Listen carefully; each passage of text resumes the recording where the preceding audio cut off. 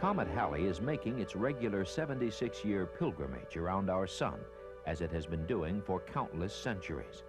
The comet is the target of study for 5 exploratory spacecraft from Europe, Japan, and the Soviet Union, each whizzing by the giant snowball of ice, gas, and dust from different vantage points.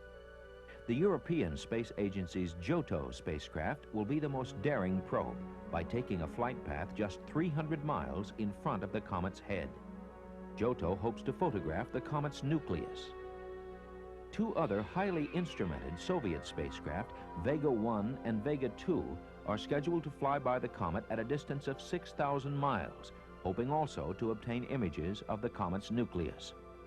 Lastly, 2 Japanese spacecraft studying Halley are Planet A, which approaches the sunward side of Halley at a distance of 120,000 miles, and Sakigake, which will pass about 4 million miles from the comet. A list of other American spacecraft slated for study of the comet includes Astro 1 and the Spartan Halley platform. Both will be maintained by the Space Shuttle. The Solar Maximum Mission satellite, Pioneer Venus, and the International Cometary Explorer. In order to get the best use out of all the research being done on the comet, the International Halley Watch was organized. Thousands of scientists and amateur and professional astronomers from 47 different countries have joined forces. The Halley encounter is a once-in-a-lifetime chance to study one of the most primitive objects in our solar system.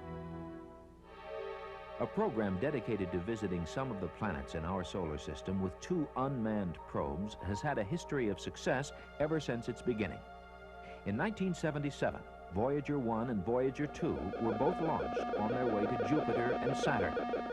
Now, having logged nearly 2 billion miles in space since 1977, Voyager 2 will point its sensors and TV cameras at a planet we have never seen up close, Uranus. Voyager project scientist Dr. Edward Stone, NASA's Jet Propulsion Laboratory in Pasadena, California. Well, there are several unique things about Uranus. First of all, it's the most remote planet that we will have visited in the solar system. It formed in a much colder region of the solar nebula and therefore is made of different materials than either Jupiter or Saturn. So we'll be studying the different properties of Uranus and its satellites.